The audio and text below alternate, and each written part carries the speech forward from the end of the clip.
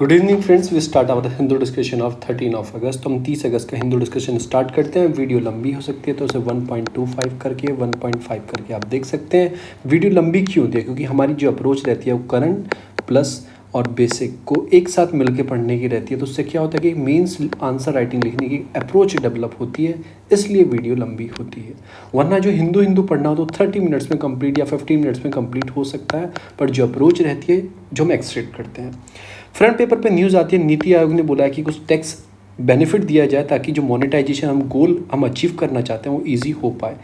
मतलब क्या है इसका कि जैसे कोई कंपनी है, उसको कोई गवर्नमेंट का मोनेटाइजेशन का कोई चीज़ लेनी है, एक्वायर करनी है, लीज पे लेना है, तो उसको टैक्स में कुछ छूट दी जाएगी ताकि वो कंपनी उसको ईजिली कर पाए और ईजिली बेनिफिट ले पाए और उसे प्रोडक्टिव वे में रन कर पाए। तो ये सारी बात की गई है।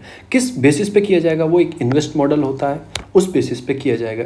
ठीक है, अब ये होता क्या है? इंफ्रास्ट्रक्चर इन्वेस्टमेंट ट्रस्ट है, एक तरीके से एक इंस्ट्रूमेंट है जो वर्क करता है म्यूचुअल फंड की तरह। यानी कि म्यूचुअल फंड की तरह ये क्या करता है, एक बहुत सारे लोगों का पैसा पूल करेंगे और ये कंपनी क्या करेगी, ये कहीं पे गवर्नमेंट के चीज़ में इन्वेस्ट कर देगी या फिर कोई पोर्ट लीज पे ले लेगी या फिर कोई चीज़ डेवलप कर लेगी। जो मैं ऑलरेडी आपको पढ़ा रहा हूँ, नेशनल मोनेटाइजेशन पाइपलाइन के अंदर जो जो प्रोजेक्ट हैं, जो मैंने आपको कल 2 दिन से लगातार वही चल रहा है, तो उसे एक्वायर कर लेंगे।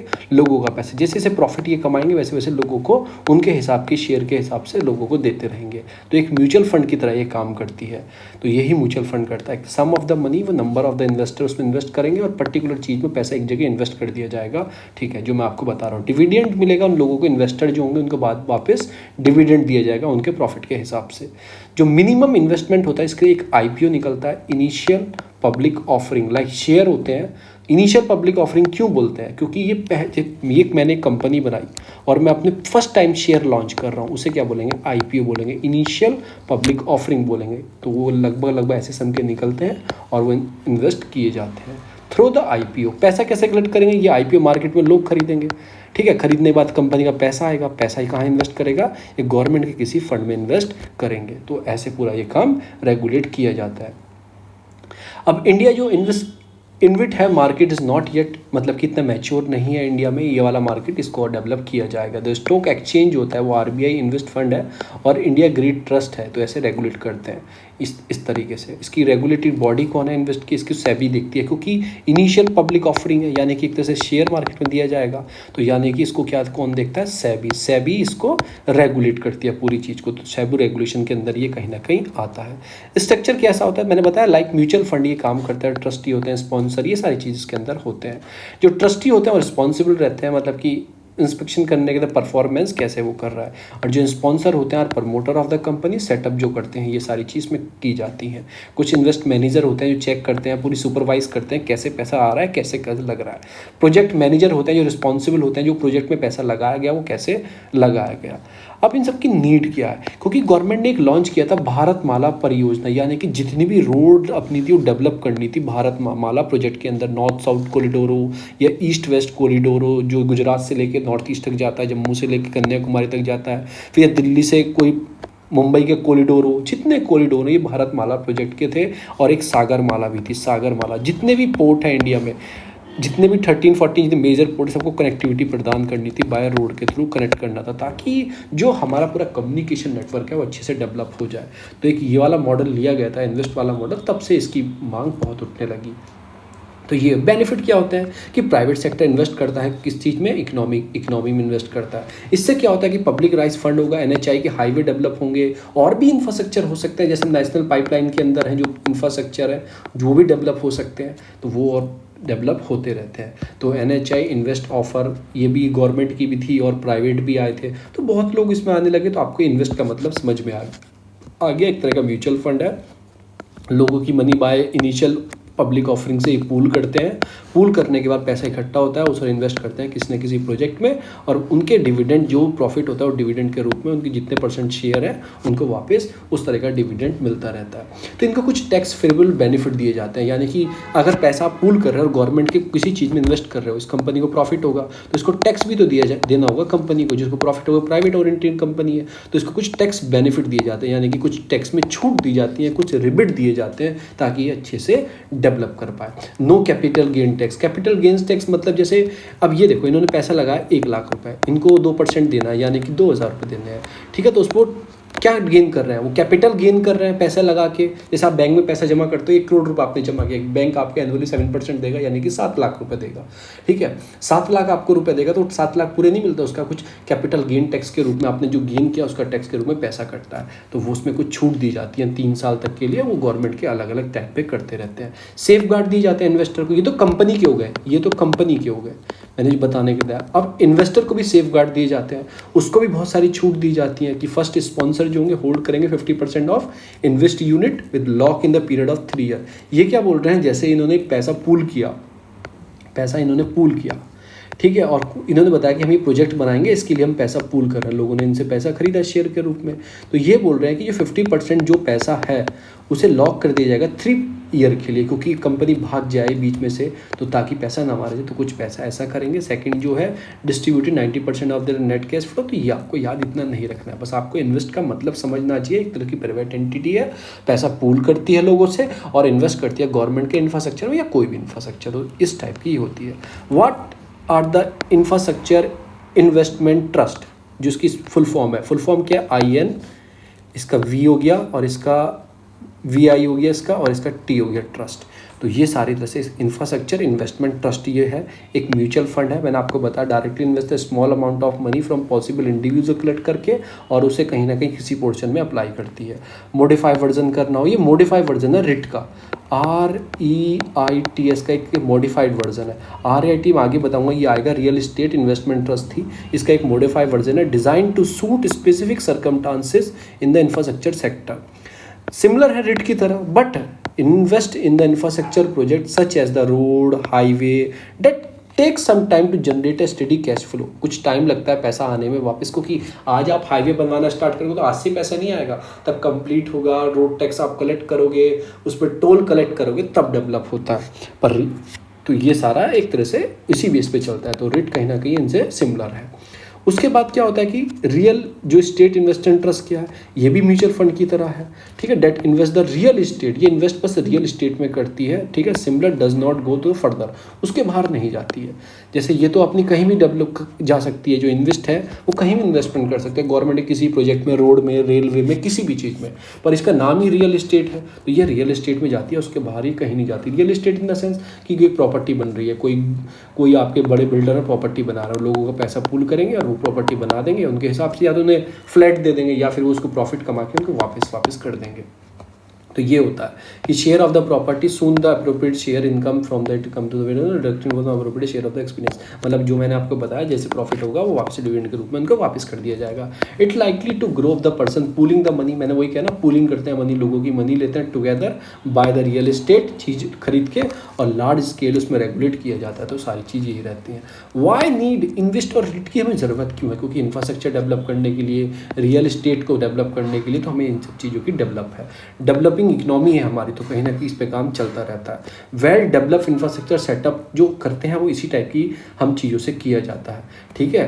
As well as the growth, our economic growth है सस्टेनेबल मैनर नहीं है, मतलब एक तरह से फ्लो हमारा इतना नहीं है, लोगों का इतना पैसा नहीं है कि एक आदमी सब कुछ कर पाए। अगर बहुत सारे आदमी कलेक्ट कर लेंगे, पैसा पूल कर लेंगे और किसी चीज़ में इन्वेस्ट करेंगे, तो हमारी एक रियल ग्रोथ हमको कहीं ना कहीं मिल पाएगी। तो वो थी फर्स्ट न्यूज़ आपको रिट के बारे में, और आपको इसके बारे में समझ में आया होगा क्या क्या डिफरेंस है। अब आता है हाउतीज़, ये एक तरह से रिबेलियन ग्रुप है। ये क्या होता है, एक जगह है आपकी यमन, देखो ये यमन है, देखो ये पूरा यमन है, ये यहाँ से आगे ओमान आ जाता है, ये ऊपर आपका सऊदी अरेबिया। ये जो है, जो ब्लू, ये ऑरेंज वाला एरिया, ये सिया का डोमिनेटेड एरिया ये वाला, और ये सुन्नी है। अभी तो पता ही आपको ईरान में और सऊदी अरब में कितना चलता है सिया सुन्नी के ऊपर। ये अभी जो इसमें इसमें भी ये वाला जो एरिया है, देखो यमन का भी बॉर्डर इसमें आता है, देखो ये यमन का बॉर्डर है, ये वाला आपको दिखा दूं मैं, ये यमन का बॉर्डर है, ये वाला ये। पर जो ये बॉर्डर रेड वाला आप देख रहे हो, इसमें ये जो है डोमिनेटेड हाउती कंट्रोल एरिया में है, और ये अलकायदा ऑपरेशन प्रेजेंस है, यहाँ पे अलकायदा का ऑपरेशन है, जहाँ पे ये सारी चीज़ें हैं। और ये जो है, ये मतलब बचा हुआ लोग रहते हैं, नॉर्मल लोग। तो ये सारा एरिया है, ये हाउती, इसकी वार चलती रहती है सऊदी अरेबिया से। सऊदी अरेबिया की जो टारगेट करते रहते हैं, सऊदी अरेबिया इन्हें टारगेट करती रहती है। ऐसा क्यों चलता है, क्योंकि इन्हें जो बैक सपोर्ट मिलती है, हाउथीज़ को जो बैक सपोर्ट मिलती है वो ईरान से मिलती है। ईरान ये कहता है सऊदी में ईरान सपोर्ट करता है, ये बहुत बार हमले करते हैं, ड्रोन के हमले करते हैं। जो अराको ऑयल रिफाइनरी है सऊदी, उस पर भी हमला किया है इन्होंने कई बार, उनकी फोर्स पे हमला करते हैं। तो ये चाहते हैं ये हमारा एरिया है, पर इसमें इनके ऊपर सऊदी अरेबिया हमला करता रहता है। तो ये चलता रहता है, सब जगह इंसर्जेंसी इनकी चलती रहती है। अब रीज़न ऑफ क्यों है अटैक के, Houthis are the winning, has made significant advance on the ground, उनका बहुत एडवांस ग्राउंड है। उसे क्या बोलते हैं, आपको जरफ प्रोविंसेस बोलते हैं, अलॉन्ग विद सऊदी बॉर्डर। मैंने आपको बताया वो सऊदी बॉर्डर पे, तो जिसमें ये रेड रेड जो मैं आपको बताया था पूरा, जहाँ पे हाउथीज़ हैं, इनको कहाँ पे रहते हैं, ये आपका जरफ प्रोविंसेस में। तो ये आपको याद रखना है, कहाँ पे है ये आपका यमन के अंदर है, यमन के अंदर है, ठीक है। They are now poisoning attack to the city of Marib, the last strong Yemeni government in the north. मतलब अटैक चलता रहता है, ये हमारे लिए जानने का नहीं है। ईरान सपोर्टेड है, मैंने बताया आपको, जैसे कि तेहरान कैपिटल जो ईरान की है, वो सऊदी अरेबिया बार बार बोलती है कि इनको ये सपोर्ट करते हैं, ठीक है। तो ये इनके बारे में बात चलती रहती है। तो ये सारी बात देखिए। बैकग्राउंड क्या कि यमन कॉन्फ्लिक्ट है, इन 2014 से Yemen has been facing the multi side conflict. तो यमन के लोग, जो लोकल्स लोग हैं, वहाँ के लोग हैं, वो दोनों से तंग है, इनसे भी तंग है और इनसे भी तंग है। द ग्रुप ऑफ जिहादी शिया मुस्लिम एक्टर से आपको मैंने बताया था, जेदी शिया, जेदी जो होते हैं वो शिया होते हैं और ऊपर सुन्नी रहते हैं। वो अपने आप को डोमिनेटेड कहते हैं, ये अपने आप को कहते हैं। 1000 ईयर्स पहले से जब रूलर थे, ये रूलर थे यहाँ पे, शिया वाले रूलर थे 1000 साल पहले, तो वो रहते थे। उसके बाद हादी आ गए थे। तो मतलब इनके अपने फ्यूडल लॉ के ऊपर बारे में लड़ाई है, जो भी है। बस आपको याद क्या रखना है, आपको कहाँ के हैं, ये आपके यमन में प्रोविंसेस है, वहाँ साना उसके एरिया के हैं, या फिर आप बोल सकते हो मेनली कहाँ के हैं, जाफर, जो मैंने आपको बताया था उसी रीज़न के ये है। तो ये चलता रहता है। सऊदी अरेबिया इनके ऊपर इंटरवेंशन करता रहता है, इनके ऊपर भी सऊदी अरेबिया हमला करता रहता है। बहुत सारी जगहों में आपको देखा गया। इनका स्ट्रॉन्ग होल है एडन के ऊपर, जो मैंने आपको बताया ना एरिया, मैं आपको बताता हूँ। गुल्फ ऑफ जो ये एडन है ना, ये एडन एरिया पोर्ट जो है, ये एडन है। और ये रेड सी है आपका, ये कनेक्ट करती है बाबे अल मंदीब, जो स्ट्रीट है इसको कनेक्ट करती है। देखो ये तो कौन कौन सा आ गया, यहाँ पे आ गया आपका, ये आ गया यहाँ पे आपका, यहाँ पे ये आ गया आपका यमन, और यहाँ पे आ गया दजीबूती, और आ गया इट्रिगा। ये कंट्री बिल्कुल इसको बॉर्डर टच करते हैं। तो इनका बहुत अच्छा होल्ड है यहाँ पे, तो ये बहुत सारी चीज़ को ब्लॉक कर देते हैं। तो ये सारी चीज़ें इनका होल्ड रहता है एडन के ऊपर। तो सीज़ फायर कई बार देखे जाते हैं, यूनाइटेड स्टेट ने मीडिएशन भी कराया था इनको एग्रीमेंट 2018 में, उसके बाद भी इनके सीज़ फायर चलते रहते हैं। सीज़ फायर मतलब सीज़ फायर इनका करा दिया था कि जहाँ पे जो हो वहाँ पे रुक जाओ, कोई लड़ाई नहीं करेगा, उसके बाद भी ये सीज़ फायर का उल्लंघन करते रहते हैं। कंसर्न्स क्या है, कंसर्न्स ये है कि वो स्ट्रीट जो है, यहाँ से जो ट्रेड होता है पूरा रेड सी से मेडिटेरियन सी से ऊपर ट्रेड जाता है, उस ट्रेड को प्रॉब्लम मिलती है। जो एरिया है आपका रेड सी और गुल्फ को कनेक्ट करता है, ये स्ट्रीट बाले मंदीब जो है उसमें ये होल्ड करे रहते हैं। तो उसमें बहुत बार प्रॉब्लम देखी गई है। तो ये सारे कॉन्फ्लिक्ट इनके बीच में चलते रहते हैं। शिया सुन्नी रूलर ईरान के, और ये वहाँ के सुन्नी है, तो इनके बीच में फाइट चलती रहती है। इंडिया का क्या इंटरेस्ट है, for India it is a challenge which can not be wash away taking in to the consideration oil security के लिए, क्योंकि हमारा इतना ऑयल आता है। उसके बाद 8 मिलियन जो हमारा एक्सपेक्ट है, वहाँ कहीं ना कहीं वहाँ काम करते हैं, जो यमन में हो या सऊदी अरेबिया में हो, उनके ऊपर हार्मफुल आता है। कुछ हमने ऑपरेशन चलाए, जैसे ऑपरेशन राहत। एक बार क्या हुआ कि मासिव एयर सी ऑपरेशन स्टार्ट हुआ, इवैक्यूएट किया गया 4000 इंडियन नेशन को। कहाँ से, यमन से। वहाँ पे कोई तूफान आया था, मतलब साइक्लोन आया था, उसकी वजह से हमने वहाँ पे ऑपरेशन राहत चलाया उन लोगों को वापस लाने के लिए। आपके ह्यूमैनिटेरियन असिस्टेंट प्रोवाइड करते हैं, जैसे यमन को हम क्या कर चुके हैं, बहुत बार मेडिकल और फूड सपोर्ट कर चुके हैं, ठीक है ना। तो हम बहुत सारे काम हमने ऑलरेडी करते हैं, स्पेशली यमन के लिए। हमारे कुछ इंस्टीट्यूशन भी वहाँ पे डेवलप्ड है। तो ये सारी बात आपको याद रखनी है। दूसरा आता है पाम ऑयल का। मैंने 2-3 बार पढ़ा दिया, जो स्कीम है गवर्नमेंट की वो मैंने 2-3 बार पढ़ा दी।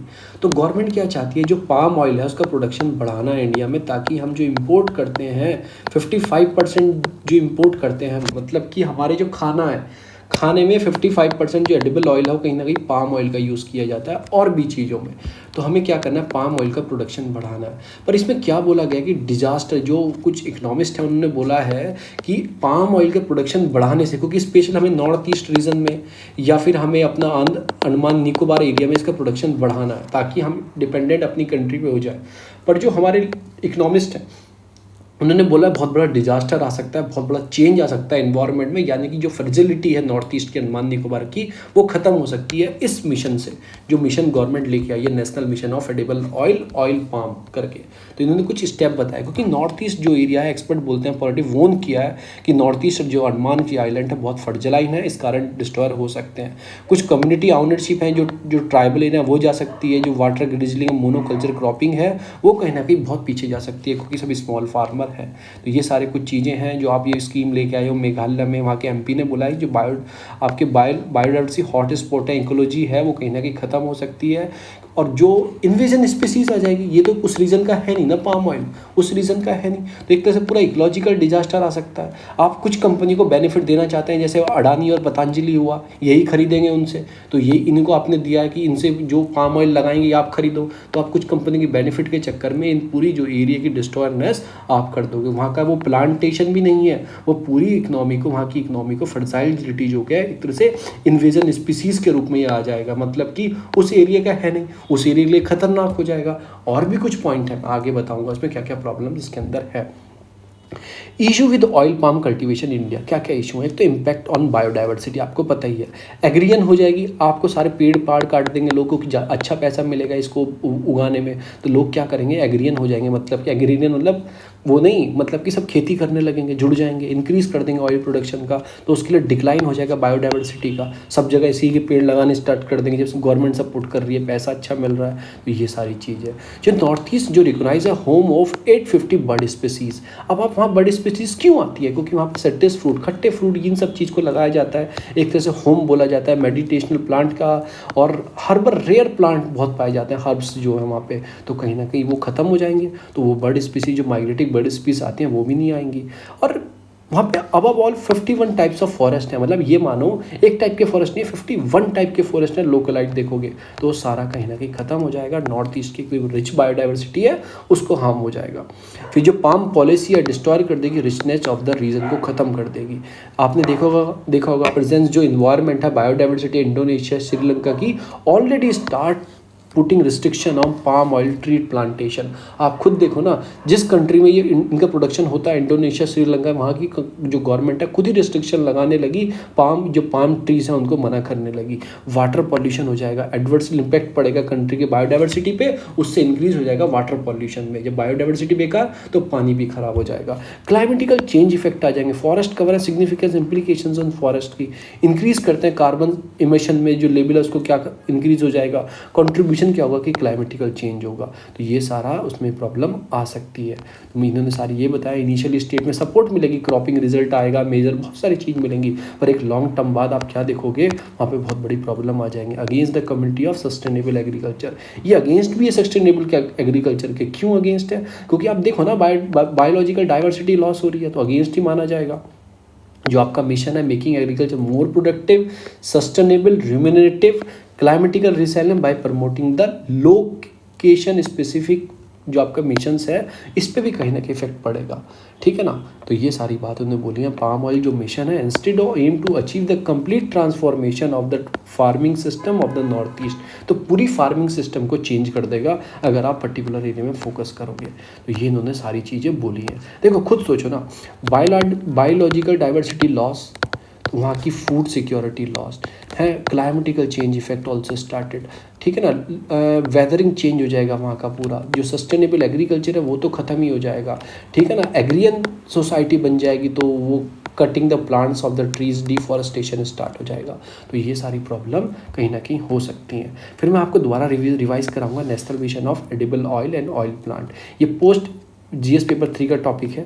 न्यूज़ में क्यों है कि यूनियन कैबिनेट ने अभी रिसेंटली इस मिशन को बोला है कि इस मिशन को हम चलाएंगे, और जो ऑयल पाम जो है न्यू क्रॉप इंडिया में लगाएंगे, और हाईएस्ट वेजिटेबल ऑयल है ये, जो ईल्ड मिलती है। हम कहीं ना कहीं इतना सारा इंपोर्ट करते हैं, आने वाले 5 साल में 20 से 30 million tonne fresh fruit branches इसकी लगाएंगे ताकि हमें प्रोडक्शन हो पाए।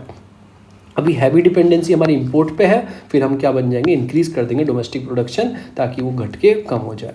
जो हमारा मैक्सिमम प्रोडक्शन होता है एडिबल ऑयल का, सिक्योरिटी ऑफ द कंट्री के लिए भी अच्छा रहेगा, क्योंकि हम इतना पैसा लेके, देखो 200 300 रुपये किलो केजी आ रहा है, पेट्रोल से भी महंगा है ना, तो उसके प्रोडक्शन अब सब लोग खाते हैं, तेल में डाल के सब्जी बनती है, तो उसका हमारा क्या है, तो एक इकोनॉमी के लिए बड़ा अच्छा पार्ट है अगर हम अपनी कंट्री का यूज़ करेंगे। तो उसके लिए गवर्नमेंट क्या लाती है, ये वाला मिशन, ये सेंट्रल स्पॉन्सर मिशन है, यानी कि गवर्नमेंट स्पॉन्सर करेगी, स्टेट को भी इसमें कुछ पैसा डालना होगा। नॉर्थ ईस्ट और स्पेशली अंडमान निकोबार आइलैंड के लिए स्कीम ये है, इंक्रीज़ करना है जो ऑयल पाम का एकरेज है, मतलब एरिया है, उसको बढ़ा के इतना हेक्टेयर डेवलप करना है 2025-26 तक, 29-30 तक 28 लाख टन जो है कहीं ना कहीं तेल निकलना चाहिए।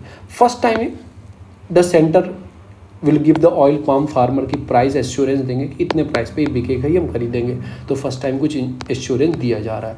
जो प्रपोज स्कीम है सब्स्यूम कर रही है, ठीक है ना, करंट जो नेशनल फूड सिक्योरिटी मिशन है ना, इसको सब्स्यूम कर जाएगी, मतलब इसको ये अपने अंदर ले लेगी। मेजर फोकस एरिया क्या है कि वही है कि जो फ्रेश फ्रूट ब्रांचेज होती हैं जहाँ से तेल निकलता है उसको हमें बढ़ाना है, उसकी इंडस्ट्री भी लगानी है तेल निकालने के लिए।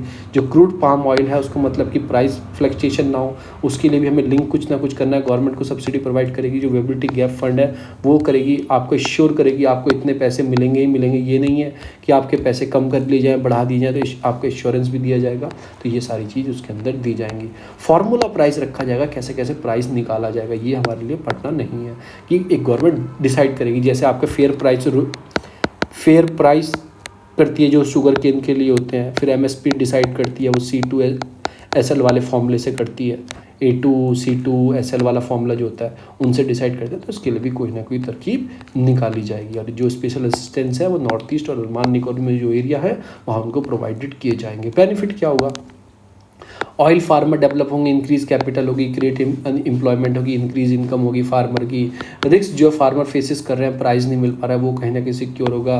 कंट्री सेल्फ सफिशिएंट बनेगी, एडिबल ऑयल में फॉरेन से नहीं मंगाएगी। तो ये कुछ सारी चीज़ें उससे होंगी। अब basic information related to oil seed, अब मैं बताऊँगा ऑयल सीड के बारे में कुछ basic information that relevant for your preliminary exam. ऊपर भी थी अब नीचे भी आएगी। ऑयल सीड ये सेकंड मोस्ट इंपॉर्टेंट डिटर्मिनेंट है एग्रीकल्चर इकोनॉमी के लिए, ठीक है। नेक्स्ट ओनली द सीरियल, जो दालें आती है उसके बाद क्या आता है, ये सारी चीज़ आती हैं ऑयल सीड, ठीक है।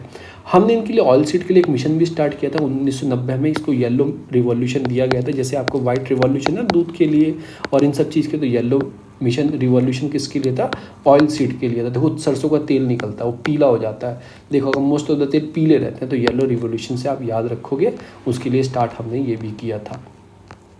जो हमारी ऑयल क्रॉप्शन है, मतलब कि कहीं ऑब्टेन करते हैं वेजिटेबल ऑयल पे, उसमें ऑयल जो कंटेंट रहते हैं 20% सोयाबीन और 40% सनफ्लावर, इन सब चीज़ों का हम यूज़ करते हैं। और मोस्टली जो हम यूज़ करते हैं वो सबसे ज़्यादा हम यूज़ करते हैं पाम ऑयल का, कहीं ना कहीं सबसे ज़्यादा हम यूज़ करते हैं। और भी तेल हम इनका यूज़ करते हैं, पर जो सबसे ज़्यादा देखा गया है कि 5th लार्जेस्ट हमारी ऑयल जो क्रॉप प्रोडक्शन कंट्री है इन द वर्ल्ड।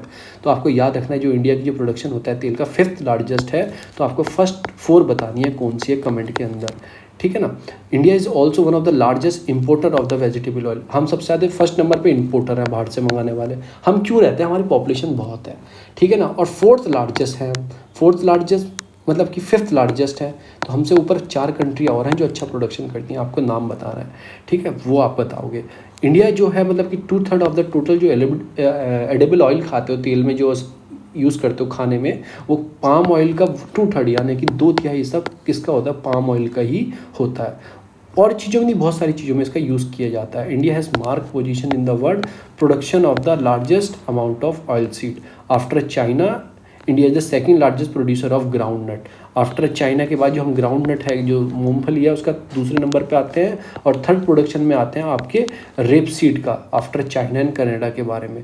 तो ये आपको याद रखना है। मेजर हमारे कुछ प्रोड्यूसर एरिया हैं, लाइक राजस्थान, गुजरात, ये सारे एरिया है। तो राजस्थान नंबर 1, और ग्राउंड नट में देखोगे तो हमारी कंट्री 2nd, और रेप सीड में देखोगे तो हमारी कंट्री क्या है 3rd, और हम टोटल ऑयल प्रोडक्शन में देखोगे तो हमारी कंट्री 5th, ठीक है। तो ये याद रखना। इंपोर्टर में देखोगे हमारी कंट्री 1st। तो ये हमारे कुछ पॉइंट है, तो ये हमारे सोच सकते हैं। दूसरा आता है जो स्कीम आती है वो आती है ट्रांसजेंडर के बारे में। इसमें क्या बताया गया है कि एक इंट्रोड्यूस किया गया है, मतलब ये कुछ एरिया है जैसे मेट्रो के एरिया है, आपने देखोगे विकलांगों के लिए स्पेशल टॉयलेट होता है, स्पेशल रेलिंग फैसिलिटी होती है। ऐसा ही मेट्रो के अंदर ट्रांसजेंडरों के लिए कुछ चीज़ें डेवलप की जाएंगी जो स्पेशली वो ट्रांसजेंडर यूज़ कर पाएंगे, या टॉयलेट हो या कोई सारी चीज़ें हो। तो अभी इसमें टॉयलेट का ही किया गया है। ऐसा क्यों किया गया, क्योंकि section 22 of gender person act 2019 में जो आया था उसमें कुछ मैंडेटरी एडुकेट वेलफेयर मेजर लेने के लिए बोला था जो स्पेशली ट्रांसजेंडर के लिए लिए जाएंगे। ठीक है, बहुत अच्छी बात है, करना चाहिए। ट्रांसजेंडर हो या विकलांग हो आपके, ठीक है ना, कुछ भी लोग हो उनके लिए भी हमें कुछ ना कुछ करना चाहिए, because they are also part of our society. तो इंक्लूड द 30 मेंबर एक ट्रांसजेंडर कमेटी बनाई थी, सिलेक्टिंग किया गया था, मतलब कि कुछ स्टेप लेने हैं इनके लिए, फिर और भी काम करने हैं, ठीक है ना। Community selected as a constable under the Chhattisgarh police. तो मतलब बहुत सारे अब गवर्नमेंट सर्विस में भी आने लगे हैं ट्रांसजेंडर, तो इनको देखते हुए कुछ बात की गई थी। देयर इज द मतलब फिर सुप्रीम कोर्ट भी आगे आया। सुप्रीम कोर्ट ने भी सोचा कि राइट टू इक्वलिटी, क्योंकि आर्टिकल 14 सबको प्रावधान देता है कि सबको इक्वल रहना चाहिए। Article 15 also, article 16 also. Article 15 बोलता है you can not discriminate on the basis of sex, religion, caste, कुछ भी बेस पर आप नहीं कर सकते। आर्टिकल 17 में डिसेंट भी ऐड हो जाता है, 16 में एम्प्लॉयमेंट में भी आप नहीं कर सकते किसी को परेशान। तो इक्वलिटी की बात है, सुप्रीम कोर्ट भी आगे आया। उन्होंने बोला कि their community has no legal recognition till the supreme Court judgment. एक नासला का केस आया था, मैं आगे बताऊंगा नासला क्या है। यूनियन ऑफ इंडिया, नासला एक बॉडी है जो हेल्प करती है जिनको जो लीगल सर्विसेज नहीं ले पाते हैं उनको हेल्प करती है। जैसे कोई गरीब हो गया या फिर उसकी इनकम हो गया, ST/SC कम्युनिटी के लोग, डिवोर्सी वुमेन हो गई, ट्रांसजेंडर हो गए, ये हो गए, कुछ क्राइटेरिया है, उस बेसिस पे नासला उनकी हेल्प करती है, उनको फ्री एक लीगल सर्विस प्रोवाइड करती है। उनके पास ही वकील रहे, वो भी केस अपना लड़ पाए। तो उन्होंने ट्रांसजेंडर पर्सन के राइट डिसाइड करने के लिए सेल्फ आइडेंटिफिकेशन जेंडर की बात की। सुप्रीम कोर्ट ने बोला कि नहीं, सही बात है, सबको इक्वल अधिकार होना चाहिए। इस स्टेप को देखते हुए कुछ एम्पावरमेंट लिए गए, एम्पावर किया गया इस कम्युनिटी को, इस कम्युनिटी को कुछ ताकत दी जाए। तो इसके लिए third gender welfare board develop किया गया। छत्तीसगढ़ गवर्नमेंट ने ही बनाया, कोई छत्तीसगढ़ का केस था। फिर आगे चल के सेंट्रल गवर्नमेंट भी 2019 में इनके लिए पर्टिकुलर बिल लेके आई। फेवर क्या है transgender person, all the department asked to include the third gender as the option in the official document, need to mention gender as a sex. आपने देखा होगा ना, फॉर्म फिलअप करते हैं आजकल तो आपको थर्ड जेंडर की उसमें रहता है अदर लिखा होता है, मेल, सेक्स और अदर। सेकंड क्या, डिस्ट्रिक्ट लेवल कमेटी स्टैब्लिश की गई रिकॉग्नाइज करने के लिए कि ट्रांसजेंडर कम्युनिटी के मेंबर है या नहीं है। It will help in the implementation, welfare scheme जो होती है इनके लिए उनको हेल्प मिला। मैं बोलने लगूँ मैं ट्रांसजेंडर हूँ, कोई सामने वाला बोलने लगा ट्रांसजेंडर हूँ, मान थोड़ी रह जाएगा। उसके लिए डिस्ट्रिक्ट लेवल कमेटी है, वो कुछ चेक करती है, कुछ उसके होते हैं उनके मेडिकल, उसके बाद उसको सर्टिफिकेट दिया जाता है ताकि वो वाली जो सर्विसेज हैं उसको ले पाएँ। थर्ड क्या है कि आपकी सैनिटेशन जो वर्कशॉप्स हैं, मतलब कि वर हेड या स्टेट या डिस्ट्रिक्ट लेवल पे हों, पुलिस डिपार्टमेंट में, पुलिस ऑफिस में, वो भी डेवलप किए जाएंगे। फोर्थ क्या है कि जो ट्रेनिंग है इनकी प्रिपेयर की जाएगी पुलिस ट्रेनिंग के लिए, इंस्टीट्यूशन के लिए, ताकि इनके लिए थोड़ा अलग रखो यार ट्रेनिंग सेक्शन, ये हेल्प मिले ट्रांसजेंडर वेलफेयर बोर्ड उनको ध्यान रखेगा। फिफ्थ क्या, पुलिस ने परमिटेड किया use of the sports goods practice also help them transgender to prepare for, जो उनकी चीज़ें हैं उन्हें प्रिपेयर करें अपनी चीज़ों के लिए, उन सारी चीज़ों पे बात करें। ठीक है ना, रिटन एग्जाम हो तो उनके लिए क्या क्या रिलैक्सेशन रखनी है, क्या चीज़ बात करनी है। इन सब चीज़ को देखते हुए गवर्नमेंट क्या करती है 2019 में सब क्या करती है, एक बिल पास कर देती है, इसका नाम है transgender person protection right act 2019। इसमें क्या है कि सर्टिफिकेशन किया जाएगा, ट्रांसजेंडर की आइडेंटिफिकेशन दी जाए, क्योंकि कुछ गवर्नमेंट कुछ सोशल डेवलपमेंट मिनिस्ट्री कोई प्रोग्राम लाना चाहती है इनके लिए। अब पता कैसे लगेगा, अब मुझे तो पता लग जाता है कि SC कम्युनिटी से, ये ST से, ये OBC से है, ये जनरल से, कुछ भी पता लग जाता है, वो तो आपके माँ बापों के हिसाब से ये कम्युनिटी बिलोंग करते पता लग जाता है। पर इनका कैसे पता लगेगा, इसमें तो जुड़ते रहते हैं इनके कोई माँ बाप, ये तो पता नहीं है। तो वो उनको पता लगाने के लिए गवर्नमेंट क्या करती है, ये एक बिल लाती है और इसमें क्या करती है कि एक इंटरनेशनल जो कन्वेंशन थी हमारी, universal declaration of human right, सबकी इक्वल है, फिर international convent civil and political right, और इन सब जो कन्वेंशन है आपकी, और योग्यकर्ता प्रिंसिपल जो है 2006, बहुत इंपॉर्टेंट है ये आपको याद रखने हैं। योग्यकर्ता प्रिंसिपल जो है, तुम सबको योग्यता इक्वल रहनी चाहिए, सबको इक्वलिटी रहनी चाहिए। इन प्रिंसिपल को देखते हुए गवर्नमेंट क्या लाती है, बिल लाती है, human right bill, civil and political right and Yogyakarta principle. तो क्या करती है, ये बिल लाती है। सेकंड क्या है, एक्ट ने रिकॉग्नाइज किया कुछ लीगल राइट है इनके जो इनको माना जाएगा according with the principle of psychological test होगा, एक बायोलॉजिकल टेस्ट होगा, एम्प्लॉइंग द एम्प्लॉय भी मिलेगा, डिस्क्रिमिनेट नहीं किया जाएगा किसी ट्रांसजेंडर को। थर्ड क्या है कि केरला हाई कोर्ट ने अलाउड किया petition by the trans women seeker to admission in the national credit course, जो NCC है उसमें भी एडमिशन ले पाएंगी। सेल्फ क्लेम जेंडर आइडेंटिटी होगी, सेल्फ क्लेम करें, the court noted that NCC act can not prevent the operation of transgender person act, तो उसको पीछे नहीं कर सकते। और बाद में यही बोलेंगे कि मार्जिनल कम्युनिटी है, आप ऐसे किसी को डिस्क्रिमिनेट नहीं कर सकते ऑन द बेसिस ऑफ ठीक है ना। और बी लास्ट में बहुत अच्छा बोला है, transgender person are equal human being with humility. तो सब इक्वल है, धर्म तुम्हारा इंसानियत है, तुम्हें उसका निभाना चाहिए। कुछ और चीज़ बताता हूँ, transgender right and human right ये क्या क्या होते हैं। ये इस बिल के कॉन्टेस्ट में, ये बिल जो लाया जा रहा था लोकसभा में, उसने कुछ डेफिनेशन सीख की ट्रांसजेंडर पर्सन की, प्रोहिबिट किया, डिस्क्रिमिनेट नहीं किया जाए इनको। हाउएवर इट कम अंडर, ठीक है ना, ये आ सकते हैं कि ताकि इनके लिए जो आइडेंटिफिकेशन है, वेलफेयर स्कीम है, प्रोटेक्शन इनको मिल पाए, ट्रांसजेंडर पर्सन इनको मिल पाए।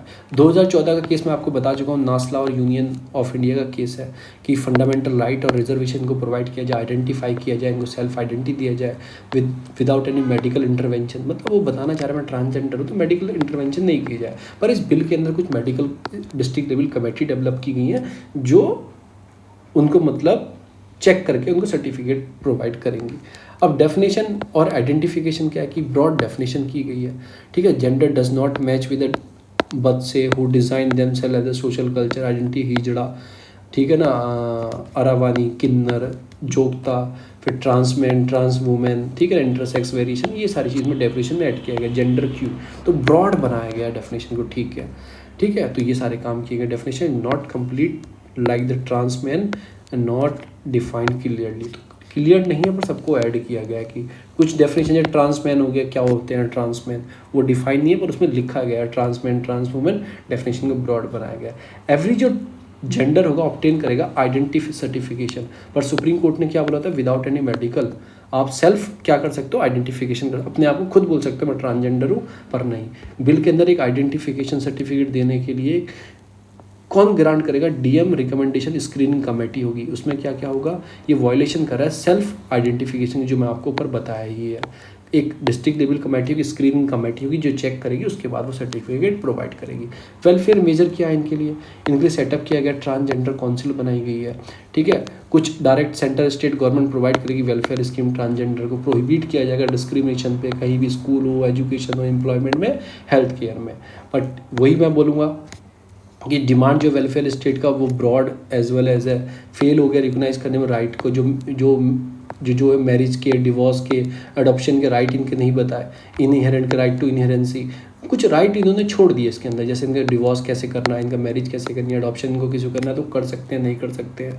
इसमें प्रोविज़न ही मेंशन नहीं किया कि रिजर्वेशन का, उनके लिए कोई रिजर्वेशन का प्रोविजन नहीं है, पर वेलफेयर आप स्कीम इनके लिए चलाओगे, पर रिजर्वेशन के लिए अभी आपने रखा ही नहीं है जैसे और कम्युनिटी को दिया जाता है। प्रोटेक्शन एंड रिहेबिलिटेशन में क्या किया गया है, क्रिमिनलाइज कर दिया गया है ऑर्गेनाइज बैगिंग को। आप खुद बताओ वो क्या करते हैं, बेचारे वो जो हिजड़े निकल रहा है मुझसे, वो क्या करते हैं, तो ट्रांसजेंडर पर्सन सड़क पे आपने देखो होंगे वो मांगते हैं, पर आपने इसमें क्रिमिनलाइज कर रखा है। ये एक प्रॉब्लम है, वो कहाँ जाए, नौकरी आप दे नहीं रहे हो, एब्सेंस ऑफ एम्प्लॉयमेंट अपॉर्चुनिटी है, रिजर्वेशन उनके पास नहीं है, कोई नौकरी में रखना नहीं चाहता तो वो भीख ही मांगेंगे, तो उसको भी आपने क्रिमिनलाइज किया हुआ है, उसको चेक करो। फिर रिहेबिलिटिंग जो सेक्स वर्कर सर्वाइवर है, मतलब कि जो सेक्स वर्कर्स हैं, मतलब उनके लिए रिहेबिलिटेशन सेंटर नहीं है, ठीक है ना, उन सब चीज़ का ध्यान रखो। तो ये सारी चीज़ transgender children and their family को ban on the forcible separation, उन्हें फोर्सिबल सेपरेट कर दिया जाता है, उस सब चीज़ का ध्यान रखो ताकि उनको ना फेस करना पड़े।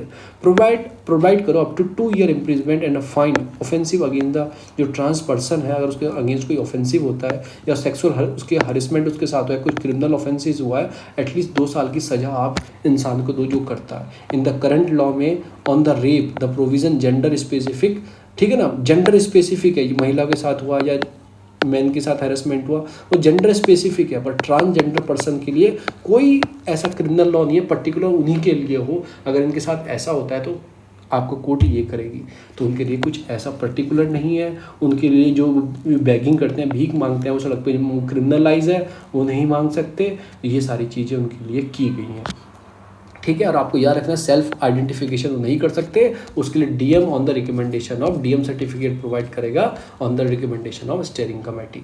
दूसरी जो आती है मणिपुर ऑटोनॉमस काउंसिल के लिए आती है, जस्ट वेट अ मिनट, पानी पी लो।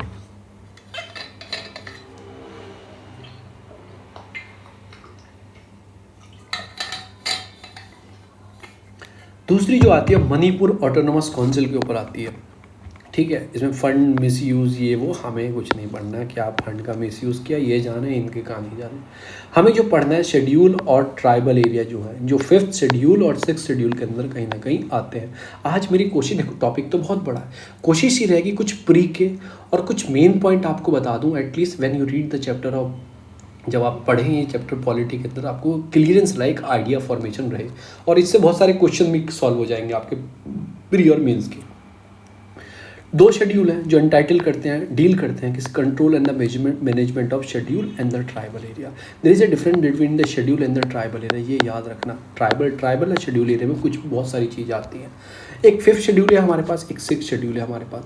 6th शेड्यूल में याद रखना 4 स्टेट ओनली है इंडिया में, 4 स्टेट ही हैं। मैंने कैसे याद रखी है, MATM मातम कुछ करके याद रखो, MATM आपका मेघालय, आसाम, त्रिपुरा, मिजोरम, ये याद रखिए। और इसके अंदर कौन से 5th शेड्यूल के अंदर, इसके अंदर बहुत सारी स्टेट है।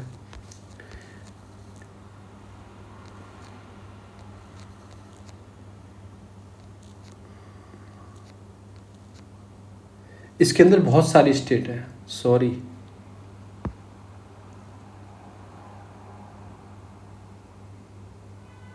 ठीक है ना। तो इसके अंदर बहुत सारी स्टेट है। 5th के अंदर क्या, provision regarding the administration control of schedule and the tribal area of any state except 4, इनको बाहर कर दो, ठीक है ना। उसके बाद बचे जितनी भी शेड्यूल ट्राइबल एरिया स्टेट हमारे अंदर है, अब ये 4 स्टेट के अंदर थोड़ी होंगे ट्राइबल्स, और भी स्टेट के अंदर से बची हुई सारी 10 या 11 है बची हुई सारी इसके अंदर है 5th के, और 6th शेड्यूल के जो अंदर है वो 4 स्टेट है। बस आपको याद रखना है ये वाली, आगे आएंगी सबका मैं बताऊंगा कौन कौन सी स्टेट है। ये हो गया। अब आपको आर्टिकल 244A, जो 244 है वो एक्ट डील करता है with the administration of schedule and the tribal area, ये जो डील करता है। आर्टिकल 244A ये ऑटोनोमस स्टेट जो है, जो आपको ट्राइबल एरिया की, Assam having the council minister, therefore ये स्पेशली काउंसिल में जो आसाम से डील करता है, तो ए का कुछ उसके लिए स्पेशल प्रोविज़न दिए गए आसाम के लिए जो डील करता है। फिर आर्टिकल 339 इंडियन कॉन्स्टिट्यूशन का मेंशन है, union government control over the schedule area administration and the welfare of the schedule tribes, तो ये भी आपको याद रखने हैं। ये अब कुछ डेफिनेशन है शेड्यूल एंड ट्राइबल एरिया की, कुछ इनमें चीज़ें दी गई हैं शेड्यूल एरिया की, तो अब वो आपको पढ़ना है अब ओरिजिनली। तो वो मैं आपको बताऊंगा कुछ क्विक फैक्ट हैं शेड्यूल एरिया के बारे में, कि part 10 of the Indian constitution entitled the provision related to the schedule and tribal area, article 244, article 244A। President, ये लाइन आई प्री के लिए इंपॉर्टेंट, प्रेसिडेंट एम्पावर करता है declare the area of schedule area, ठीक है, एम्पावर है president declare करने के किसी एरिया को, ये शेड्यूल एरिया है। तो प्रेसिडेंट आपको याद रखना है, बिल्कुल लिख लो एक जगह। With the consult of governor of the state the president can alter, add or diminish the boundary of the schedule area. President declare करेगा इस एरिया को, उसकी बाउंड्री क्या करना है, अल्टर करना है, छोटा करना है, बढ़ाना है उसकी बाउंड्री को, या डिमिनिश करना है। वो किसकी मदद से करेगा, वो गवर्नर की मदद से करेगा, वो कंसल्ट गवर्नर से करेगा और प्रेसिडेंट उसको कर सकता है, ठीक है। तो दोनों पावर एक तरह से आप देखो प्रेसिडेंट के पास है, ठीक है। बोथ सेंटर और state have role to play in the administration of the schedule area, तो सेंट्रल और स्टेट के पास, दोनों के पास पावर आती है उसको करने के लिए। वाइल बहुत बड़े, while Governor of the state has report annually to the president over the management of such area. The center give direction to the state regarding the administration of such area. कहने का मतलब क्या है, central और state तो काम करेंगे उनकी वेलफेयर के लिए, ठीक है, अच्छी बात क्या। गवर्नर एक तरह से वॉच डॉग करेगा कि देखेगा ठीक से काम कर रहे हैं, प्रेसिडेंट को बताएगा सर ऐसे ऐसे काम हो रहा है, ठीक बात है। कुछ गाइडलाइंस जो है वो आपकी कौन दे सकता है, वो सेंट्रल गवर्नमेंट दे सकती है स्टेट गवर्नमेंट को, प्लीज़ आप इनके साथ ऐसा करो, ये सारी बात है। अब इनके लिए एक ट्राइबल एडवाइजरी काउंसिल बनाई गई है, must for the state having the schedule, जो एरिया में आती हैं उनके अंदर कुछ ट्राइबल एडवाइजरी काउंसिल है, क्योंकि वो अपनी चीज़ों को देखते हैं ना, उनके कास्ट सब चीज़ अलग होते हैं, उनके जो फेस्टिवल होते हैं, बहुत सारी चीज़ कस्टम्स अलग हैं, तो उसके लिए कुछ ट्राइबल एडवाइजरी काउंसिल बनाई गई जिसमें वो ट्राइबल्स ही रहते हैं। इट हैज़ 20 मेंबर, 3 जो आपका 4th ऑफ द जो होंगे वो शेड्यूल ट्राइब्स होंगे, जो representative in the state legislative assembly, यानी कि 20 मेंबर होंगे। जो ट्राइबल एडवाइजरी काउंसिल है उसके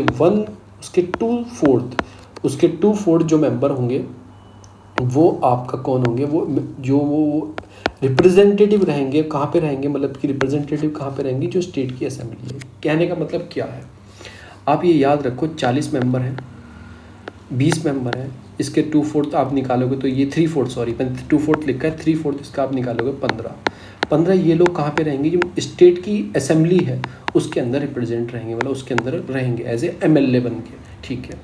the power to decide whether any centre और स्टेट जो वहाँ पे कुछ लेजिस्लेशन लेके आती है, जैसे स्टेट ने, सेंट्रल गवर्नमेंट ने कुछ चीज़ बनाई, कोई लॉ बनाया, या स्टेट गवर्नमेंट ने कोई लॉ बनाया, उनके एरिया में वो लगेगा या नहीं लगेगा, स्टेट है शेड्यूल एरिया में in the hand of the governor, वो गवर्नर डिसाइड करेगा शेड्यूल एरिया में लगेगा या नहीं लगेगा। बहुत इंपॉर्टेंट लाइन है, बच्चे कंफ्यूज होते हैं इस बारे में कि कोई सेंट्रल और स्टेट लॉ बनाती है उस एरिया के लिए, ठीक है ना, वो उस एरिया में लागू होगा नहीं होगा वो गवर्नर डिसाइड करते हैं।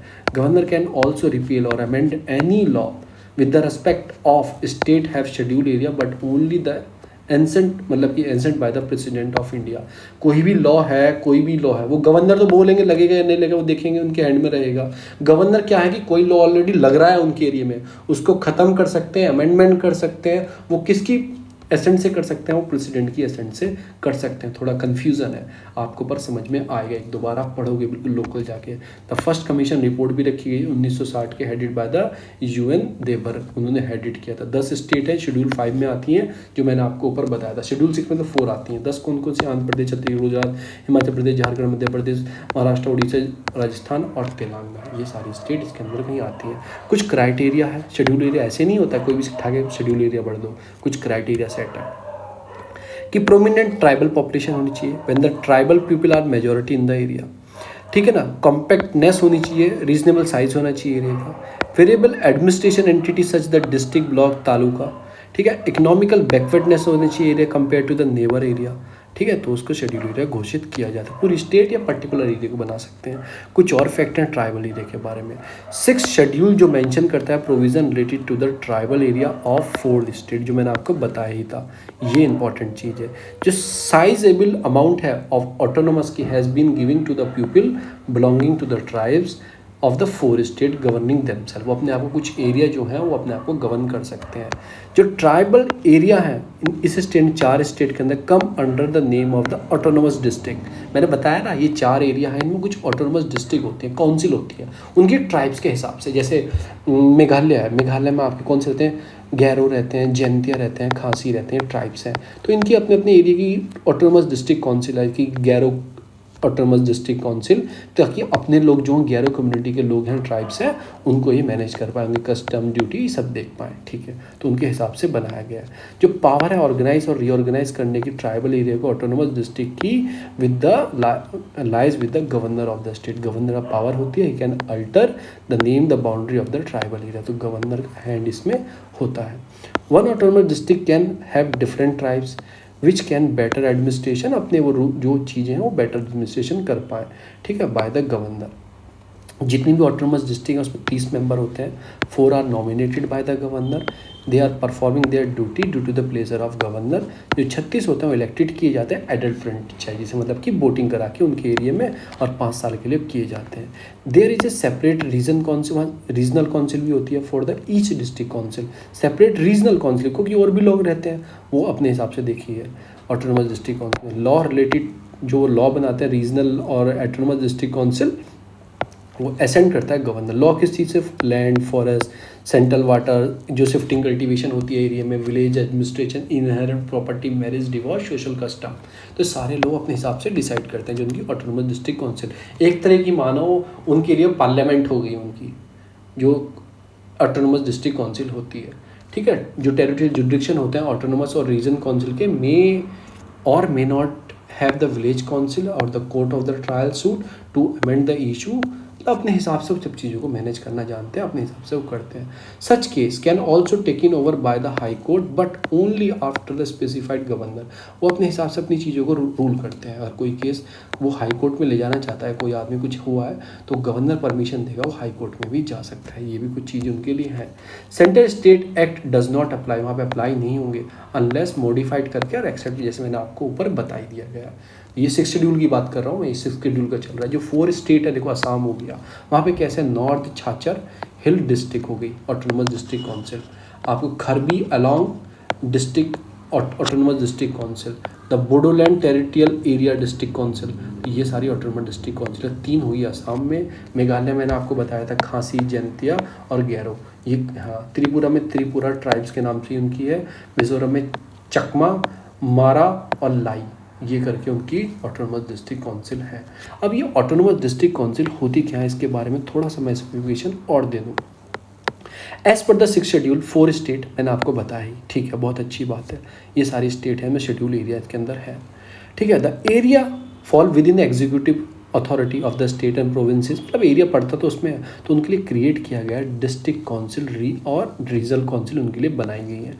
ईच जो एक्सरसाइज करेंगे अपने लेजिस्लेशन एंड जुडिशियल पावर उनकी अपनी होंगी, जो अपने कस्टम के हिसाब से फॉलो करेंगे, ठीक है। कुछ बाउंड्री में फेरबदल करना है तो गवर्नर में by the public notification include the area, बाहर कर सकता है, क्रिएट कर सकता है न्यू ऑटोनोमस, इंक्रीज कर सकता है new autonomous district council, diminish कर सकता है ऑटोनोमस डिस्ट्रिक्ट में, अल्टर कर सकता है name of the autonomous district council, define कर सकता है बाउंड्री। तो आप ये देखो शेड्यूल 6 में गवर्नर भाई साहब हैं, पर शेड्यूल 5 में क्या है, वहाँ पे प्रेसिडेंट भाई साहब हैं, प्रेसिडेंट भाई साहब मेन लिए वहाँ पे, जो उनको बनाना है, फॉर्म करना है, जो मैंने ऊपर आपको बताया। जो कॉन्स्टिट्यूशन है वो डिस्ट्रिक्ट काउंसिल, रीजनल काउंसिल है वहाँ पे बनी हुई है। There shall be a district council for each autonomous district, ठीक है ना, consist of not more than 30 member, जिनमें 30 मेंबर से ज़्यादा नहीं होंगे। Whom not more than 4 person shall be nominate, जो मैंने आपको बताया गवर्नर करता है, वो उनके बिहाफ पे काम करते हैं। रेस्ट ऑफ द इलेक्टेड होते हैं एडल्ट सफरेज से, जो मैंने आपको बताया। एक सेपरेट रीजनल काउंसिल होती है for each area constitute and autonomous region, ठीक है ना, ये भी आपको पता है। ईच डिस्ट्रिक्ट काउंसिल और each regional council shall be a body corporated by the name of the district council, name of the district. Regional मैंने आपको बताया ना, वो नीचे बताए गए 4 जो होती हैं उनके नाम पे बिलोंग रहती हैं। अब रिलेटेड टू 125 अमेंडमेंट बिल ले आया था, उसने बात की थी इंक्रीज़ किया जाए, फाइनेंशियल इंक्रीज़ की जाए, एग्जीक्यूटिव पावर बढ़ाई जाए। जो 10 ऑटोनोमस डिस्ट्रिक्ट काउंसिल है, जो मैंने आपको ऊपर बताई, 4, 4, 8 और 9, 10, जो मैंने ऊपर उनकी पावर बढ़ाई जाए। कुछ अमेंडमेंट किया जाए, इलेक्टेड विलेज म्यूनिसिपल काउंसिल, ये वो सब चीज़ की बात की, जो डेमोक्रेसी ग्राउंड रूट तक जा पाए, पावर और दी जाए उनके, सोशल जस्टिस इंक्लूडिंग सब चीज़ों बारे में, हस्बेंड्री, रूरल इलेक्ट्रिफिकेशन, ये वो। फाइनेंशियल कमीशन में मैंडेट किया कि रिकमेंडेशन क्या, डिवोल्यूशन पैसा इनको दिया जाए, फाइनेंस और बढ़ाया जाए, इनका ग्रांट किए जाए बहुत सारे पैसे सेंट्रल और स्टेट की साइड से, कुछ रिजर्वेशन में दिया जाए। 1/3 of the seat will be reserve for women in the village municipal council. 6 schedule area इनके अंदर की वुमेन के रिजर्वेशन भी किया जाए कि वुमेन भी डिस्ट्रिक्ट काउंसिल जो म्यूनिसिपल एरिया में वहाँ पे वो उनको रिजर्वेशन मिल पाए। तो आपने देखा 6 शेड्यूल के अंदर गवर्नर भाई साहब, और मैंने ऊपर आपको 5th शेड्यूल किया, यहाँ पे डिफरेंट चीज़ें चल रही हैं। कहीं पे गवर्नर, प्रेसिडेंट मेन है, देखो यहाँ पे प्रेसिडेंट एम्पावर करता है, डिक्लेयर करता है शेड्यूल एरिया को। विद द कंसल्ट एक governor, president can alter at diminish boundary of the schedule area. वो 10 स्टेट जो है 5th शेड्यूल के अंदर, पर दूसरा जो है 6th शेड्यूल के अंदर वहाँ पे गवर्नर है, तो ये यहाँ पे आपको कन्फ्यूजन करेंगे, ठीक है ना। कोई भी स्टेट का रूल वहाँ पे लागू हो सकता है। गवर्नर जो भी रिपोर्ट होगी वो सौंपेगा प्रेसिडेंट को, प्रेसिडेंट, ठीक है ना, और सेंट्रल गवर्नमेंट ऑर्डर दे सकती है कोई चीज़ ऊपर नीचे करनी हो। जो ट्राइबल एडवाइजरी काउंसिल इनमें भी होती है 10 डिस्ट्रिक्ट के अंदर, इनके अंदर 20 मेंबर होते हैं। 3/4 जो होते हैं शेड्यूल ट्राइब से रिप्रेजेंट करते हैं, जो स्टेट की असेंबली में रिप्रेजेंट करेंगे। तो ये सारा कुछ इनका सिस्टम होता है। गवर्नर कैन ऑल्सो रिपील और amendment any regulation with the state having the schedule area but only the ascent of president. President की मदद से वो सब कुछ कर सकता है गवर्नर। तो इसमें जो 5th शेड्यूल है इसमें गवर्नर को नहीं, प्रेसिडेंट को पावर ज़्यादा है, और 6th शेड्यूल में कहीं ना कहीं गवर्नर को दी गई है पावर एक तरीके से। 6th शेड्यूल में क्या गवर्नर को दी है ज़्यादा चीज़ों पे काम करने के लिए। तो ये आपको थोड़ा समझ में आया होगा। अब आता है रेप एंड इंसेंसिटिविटी। मतलब क्या है कि रेप है और एक तरह से आपके जो एरिया में इंसेंसिटिविटी है, मतलब कि कैसे क्या है कि वुमेन की बात ये क्या कर रहे हैं कि अगर देखा जाए तो वुमेन पे कितने रिस्ट्रिक्शन है, आपको घर नहीं जाना, ये नहीं करना, तो आप उस पर क्या कर रहे हो, उसके राइट टू फ्रीडम को एक तरह से इस चक्कर में कम कर रहे हो आप, ठीक है ना। वायलेशन उनके हो रहा है, इंस्टेड ऑफ रूल को अच्छा करने की बजाय आप क्या करो, रिस्ट्रिक्शन लगा रहे हो वुमेन को कि 6 बजे के बाद बाहर मत जाना, 8 बजे के बाद हॉस्टल से बाहर मत जाना, ये ना करना, वो ना करना। तो ये सारी चीज़ें देखी गई। शॉक वेव है, आप देखोगे अभी क्या हुआ, MBA स्टूडेंट का रेप हुआ आपका, मैसूर के अंदर, फिर और भी तमिलनाडु में हुआ, फिर दलित गर्ल माइनर का मर्डर भी, रेप हुआ, फिर निर्भया कांड सबसे बड़ा हुआ था 2012 में। ठीक है, ये बताया कि हर 16 मिनट में इंडिया में एक रेप होता है। ये रिकॉर्ड है जो NCRB में रजिस्टर्ड है, और जो केस, कुछ केस तो ऐसे रजिस्टर्ड भी नहीं होते। ठीक है ना, तो ये देखो हर 16 मिनट में एक महिला के साथ रेप होता है, कुछ ना कुछ होता है, कुछ भी हो उसके साथ। ठीक है, ब्लेम ये कुछ भी हो, कहीं ना कहीं हर 16 मिनट में ये चीज़ होती है। फिर रिस्ट्रिक्शन लगाए जाते हैं, जीन्स मत पहनो, ये मत पहनो, ये मत करो, ट्रेडिशन चीज़ें हैं, स्किप करो, पार्टीज जाना, ये करो वो करो, होम बाय द सनसेट में, सनसेट से पहले घर आ जाओ, ये सारी चीज़ों पर रिस्ट्रिक्शन लगाए जाते हैं। तो एक तरह से जोक बना के रख दिया है, फिलॉप टॉप मत, ये मत करो, वो मत करो। फिर एक गर्ल्स स्टेप था कि मतलब कि कैंपस था, 6:30 बजे के बाहर लड़कियाँ नहीं जा सकती हैं, ठीक है ना, तो ब्लेम किया जाता था गर्ल्स को, तुम बाहर जा रहे हो, तुम खुद दावत दे रहे हो। राइट टू वुमेन आप भूल गए क्या? फिर Aparna Bhatt versus Orissa state Madhya Pradesh government का केस आया था, अदर्स है ये, Aparna Bhatt and others versus state of Madhya Pradesh. Supreme court ने एडमिट किया था कि मतलब कि जो आप ये चीज़ें चला रहे हो ना, मतलब सोसाइटी के अंदर ये गलत चीज़ें, सबको इक्वालिटी मिलनी चाहिए। तो वही बात है कि हर वुमेन इक्वल है। मैं क्या बताने वाला हूँ, reason to rise the crime against the women in India. आप क्या करना, जो ये ब्लैक वाले पॉइंट हैं ये भी लिख दोगे ना प्री में, मेंस में, तो इस पर भी आपको 10 नंबर मिल जाने हैं। 10 नंबर क्या है? No fear of law. Various law like sexual law है, पर लोगों के पास फियर नहीं है। विशाखा गाइडलाइंस है, जिसके बाद आपकी वो sex harassment at work place का एक्ट आया, ये विशाखा गाइडलाइन बेस पे ही आया था। 998-996 में विशाखा गाइडलाइंस आई थी सुप्रीम कोर्ट के टाइम पे, और तब ये हैरेसमेंट का एक केस बना। उसके बाद भी लोग नहीं डरते हैं, उसके बाद भी हो जाता है। Lack of accountability and conviction, मतलब कि अब सजा है, आज 2012 के, अब 2020 में सज़ा मिली, 8 साल उनको ज़िंदा रखा, ये वो, तो इतना चीज़ें हैं कि कन्विक्शन बहुत है। फिर पैट्रियार्टिकल माइंडसेट है लोगों के अंदर। कहते तो है गवर्नमेंट तभी तो प्रोग्राम चलाते हैं, बेटी बचाओ बेटी पढ़ाओ, वुमेन स्टेटस को ऊपर लाओ।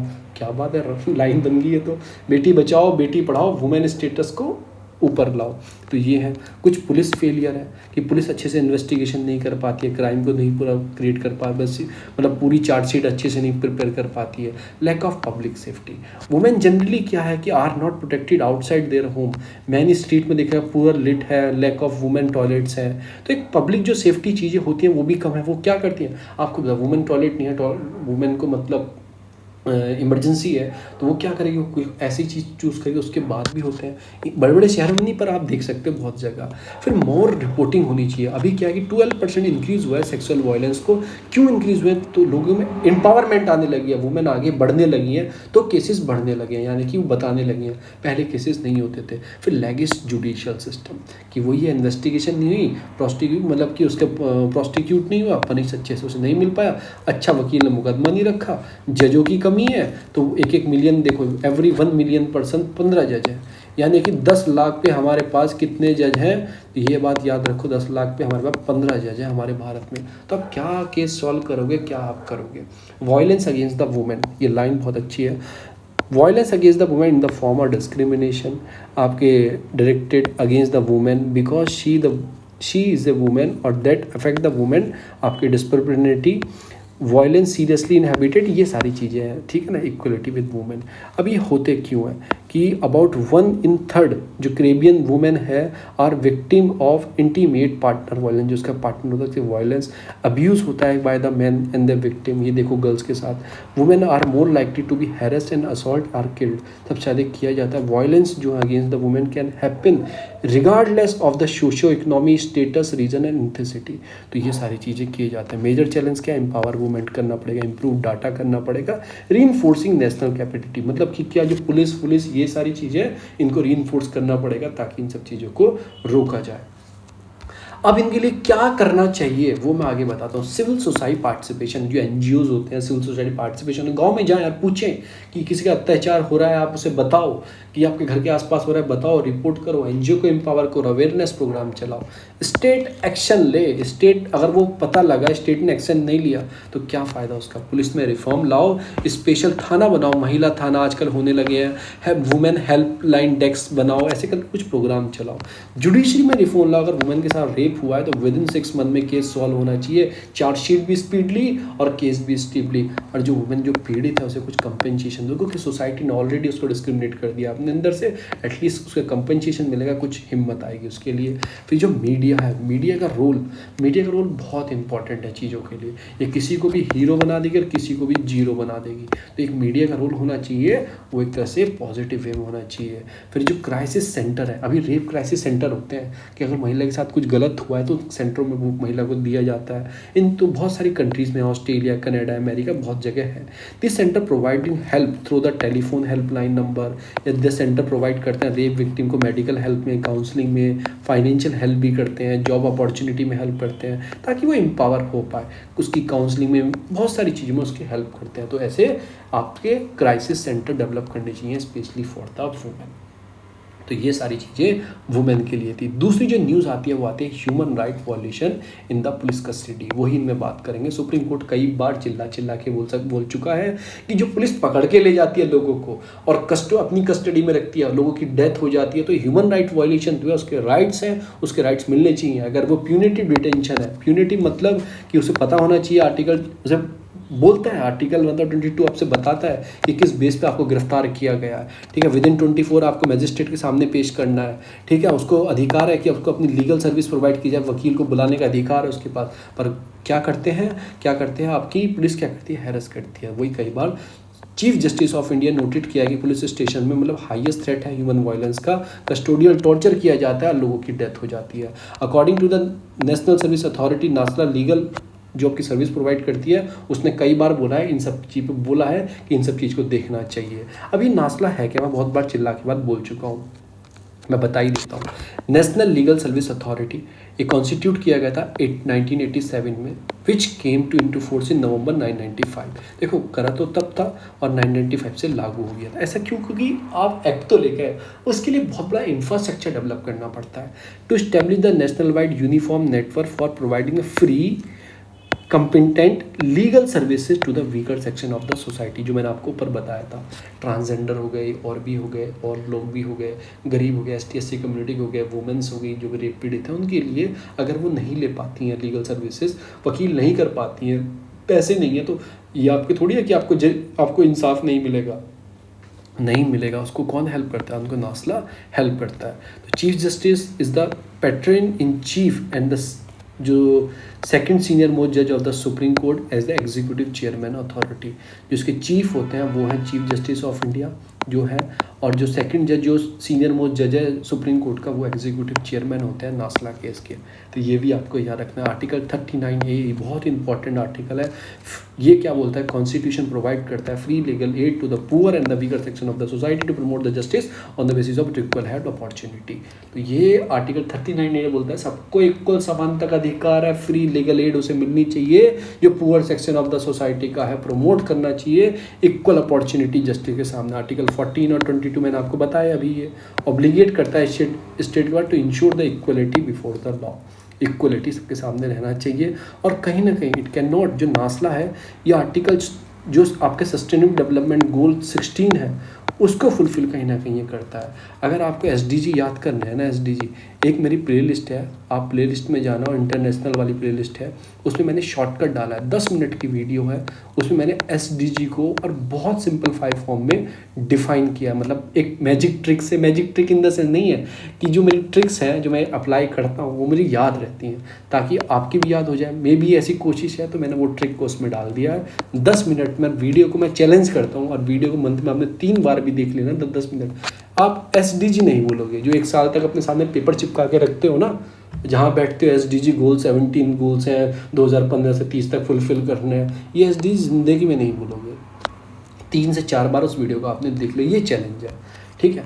तो की पॉइंट्स हैं कि विज़न क्या है इसका, कि मिशन स्टेटमेंट है, ठीक है, कि नासला को प्रमोट किया जाए, जो चीज़ सिस्टम है कि इंश्योर किया जाए फेयर और जो मीनिंगफुल जस्टिस मिल पाए मार्जिनल और डिसएडवांटेज सेक्टर के लिए। ये सारी चीज़ नासला का काम होता है। तो आपने जान लिया नासला के बारे में मोटी मोटी चीज़। नासला क्या करता है? एक तरह से लीगल सर्विस मोबाइल एप्लीकेशन भी चलाता है, जो मतलब कुछ असिस्टेंसी लेनी हो, लीगल एडवाइस लेनी हो, कुछ ग्रेवरेंस है उसके बारे में पूछना हो, बताना हो, या कंप्लेन करनी हो, ट्रैकिंग आपकी फैसिलिटीज़, ये सब चीज़ ट्रैक करना, कहाँ पे पहुँचा, ये भी नासला कहीं ना कहीं करता है। ये बेनिफिशियरी प्रोवाइड करता है इंस्टीट्यूशनल विक्टिम को कंपेंसेशन दिलवाने और ऐप, ये सब काम ही नासला चेक करता है। हम वापस आते हैं कस्टोडियल वायलेंस पे।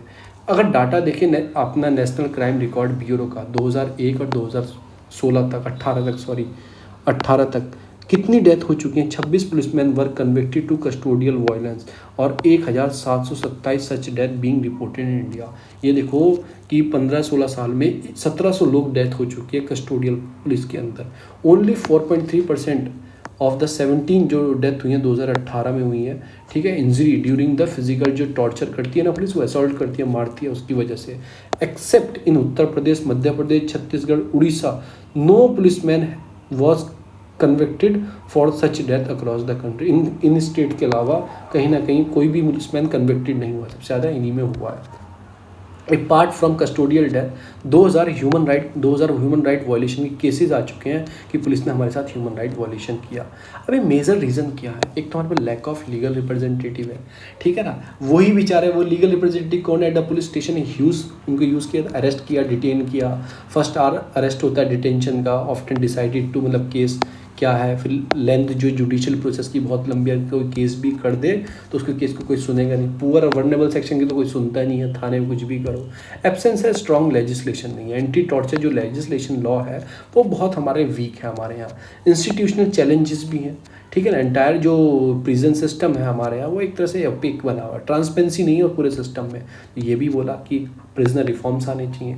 एक्सेसिव फोर्स है, मतलब कि क्या है कि use of excessive force including torture to target marginalised community. जो गरीब लोग होते हैं, हमने देखा है कैसे पुलिस परेशान करती है उनको, किसी अच्छे आदमी को करके दिखाए, ये सारी चीज़ें। Not adhering the international standard, जो इंटरनेशनल स्टैंडर्ड है ना, United Nation convention against torture, उसको हम फुलफिल नहीं करते हैं, ठीक है।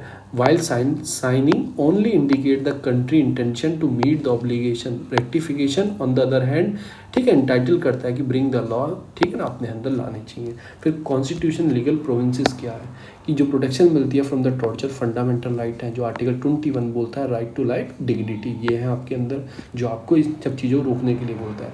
Right to counselling also fundamental right, जो 22(1) है इंडियन कॉन्स्टिट्यूशन का, सेक्शन जो 41 है CRPC का, क्रिमिनल प्रोसीजर कोड का, वो अमेंडमेंट किया गया 2009 में, इंक्लूड किया गया सेफगार्ड 41, ये सारे इंक्लूड किए गए ताकि इन सब चीज़ों का इंटरोगेशन है वो कैसे कैसे करनी है इसमें मेंशन है। वे फॉरवर्ड क्या बोलेगा? पुलिस जो एक्सेसिव है चेक किया जाए, डिस्क्रिमिनेशन ना किया जाए, इन्फॉर्मेशन अबव द, इन सब चीज़ों पे काम किया जाए, इंस्टॉल किया जाए, डिस्प्ले बोर्ड किया जाए, ठीक है ना, आउटडोर होल्डिंग की जाए एवरी पुलिस स्टेशन की, स्टेप टू भी डायरेक्शन क्या क्या लेने, ऐसे स्टेप लगा देंगे ना, आप पकड़ के लाए, इसके साथ ये करोगे, ये नहीं करोगे, ये करोगे, ये करोगे, ऐसे सारे लॉ हमारे यहाँ कहीं ना कहीं होने चाहिए। सॉरी वो मेरा ही पेज खुल गया था।